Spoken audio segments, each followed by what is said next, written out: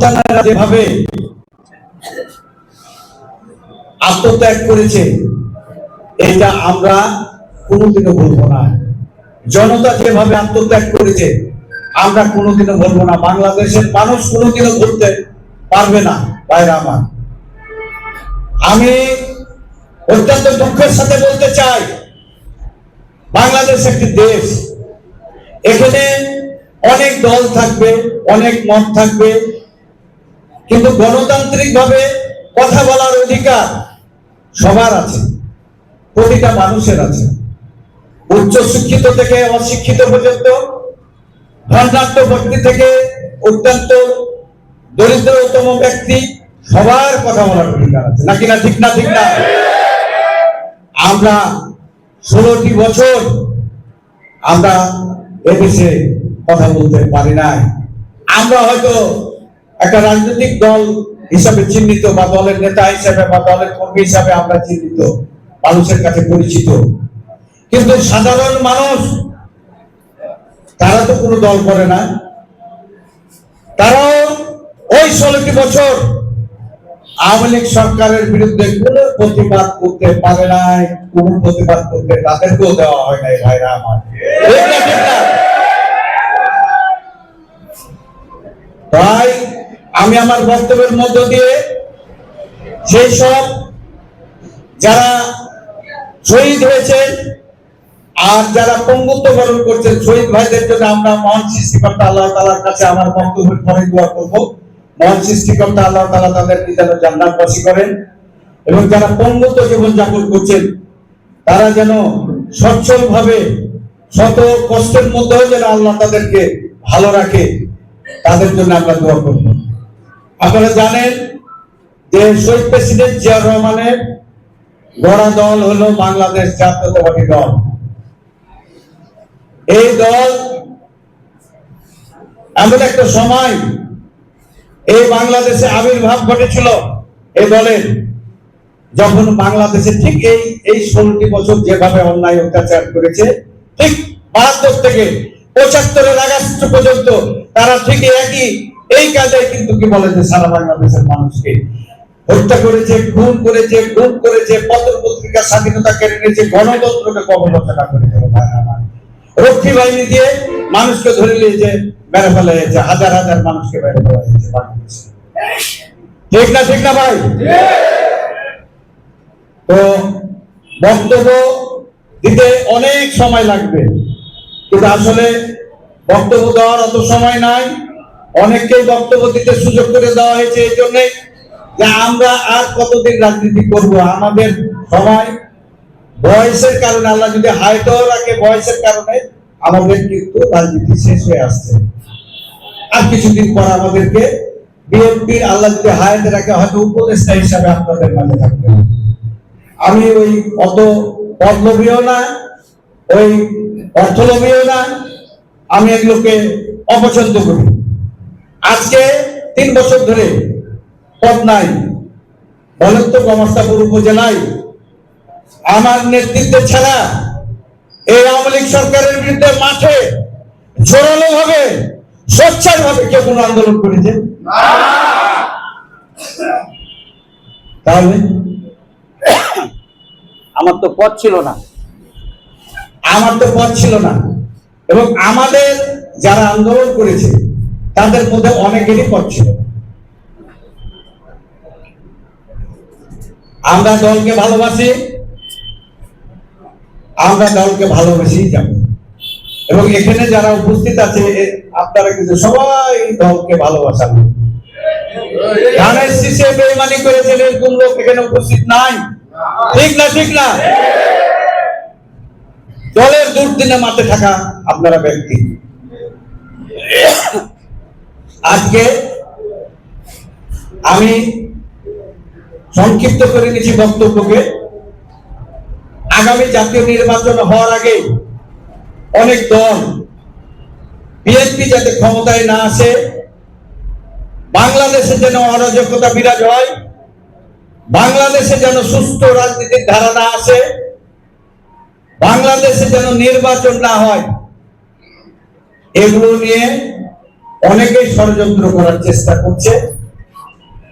বিএনপির নেতা কর্মীরা কিছু আছে যারা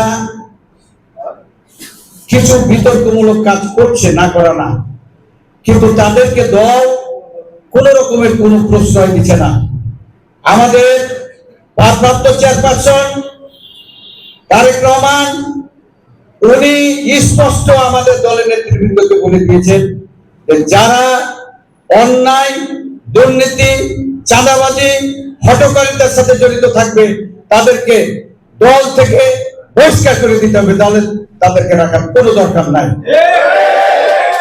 এবং ইতিমধ্যে হাজার হাজার নেতা কর্মীদেরকে কি বলে যে তাদের চলার ভুলের কারণে দল থেকে তাদেরকে বহিষ্কার করে দেয়। ঠিক না, ঠিক না ভাই? অতএব আমাদের দলের উদ্দেশ্য ভালো। দলের মধ্যে কিছু আওয়ামী লীগ থেকে এসে ঢুকিয়েছে, এসে এমন কিছু আকাম করছে বিএনপির ঘাড়ে ফিরে। আপনাদেরকে সাবধান থাকতে হবে। কোন আওয়ামী লীগের কোন মানুষ যারা অন্যায় অত্যাচার করে রেখেছে ওই 16টি বছর এবং তারও আগে, ওই সব কোন ব্যক্তিকে আমাদের মাঝে কোনো স্থান দেওয়া যাবে না, যাবে না, যাবে না ভাইরা। যাই হোক, আমি আমার বক্তব্যের পরিশেষে একটি কথা বলতে চাই, সেটি হলো নির্বাচন আসন্ন। রহনপুর হলো 3 থানার প্রাণ কেন্দ্র। আমরা এখন পর্যন্ত আমাদের এলাকায় আমরা এমপি ক্যান্ডিডেট আমরা করতে পারি না, ঠিক না? আমরা চাই না যে এই যেটা আমরা যে জায়গায় বসবাস করছি এটা হলো 3 থানার প্রাণ কেন্দ্র, এখান থেকে কেউ এমপি ক্যান্ডিডেট হোক, এটা আপনারা চান না, চান না?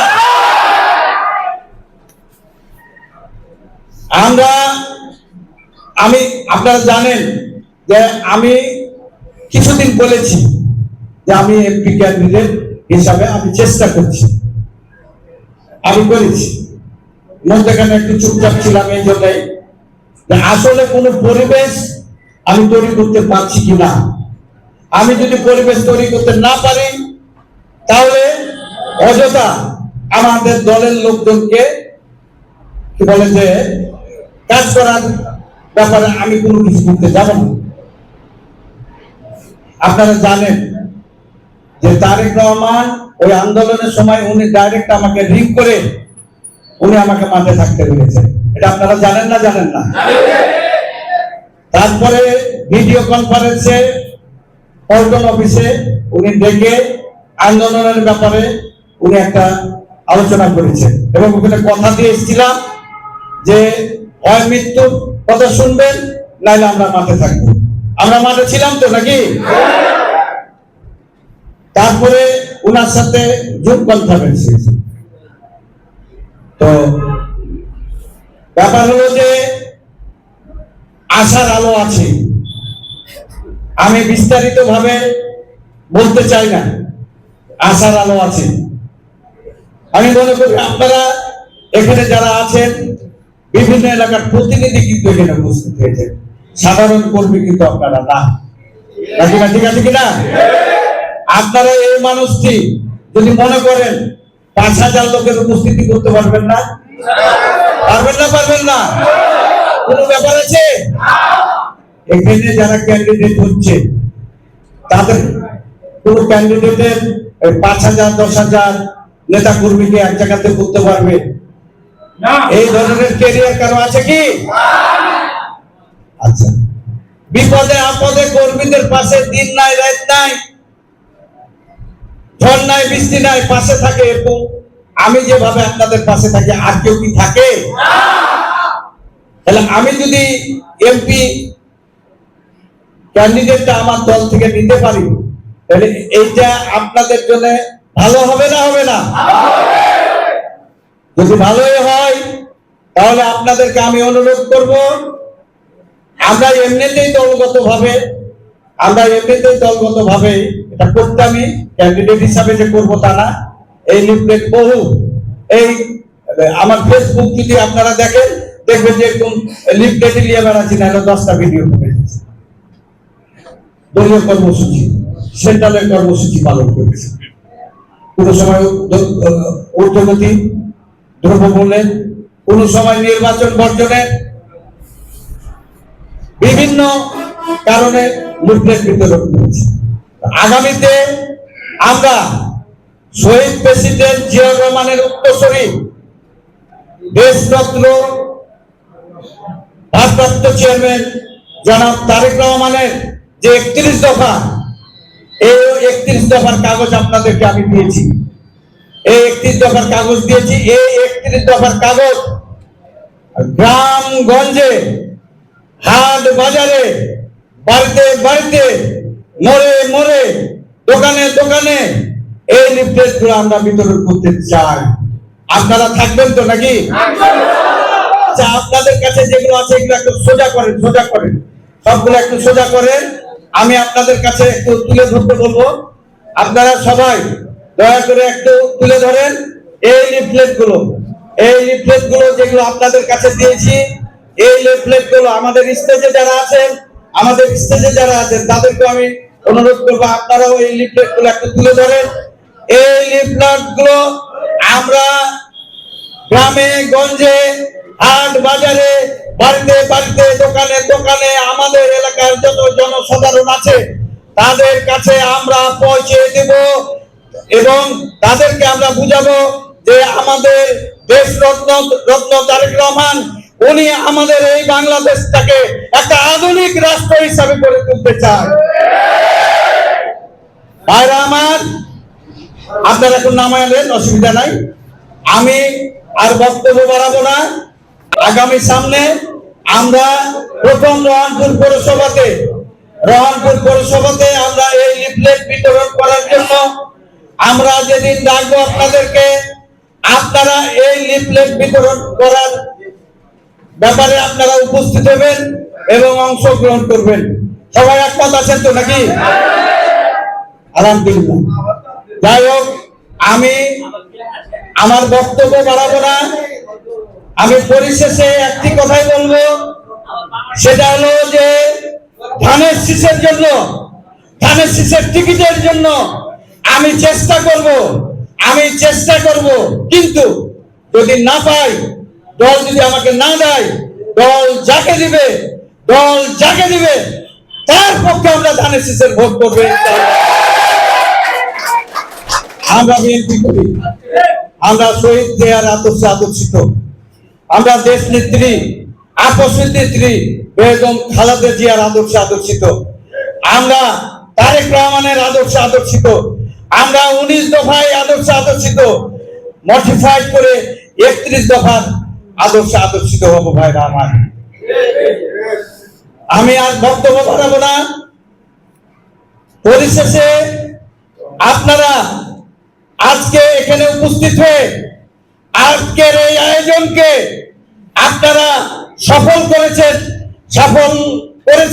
এবং সাফল্যমণ্ডিত করেছেন।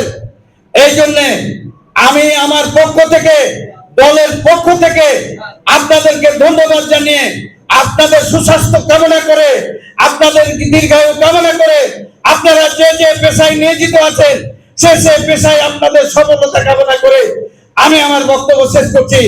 খোদা হাফেজ।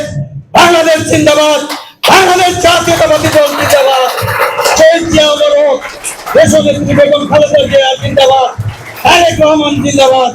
আসসালামু আলাইকুম।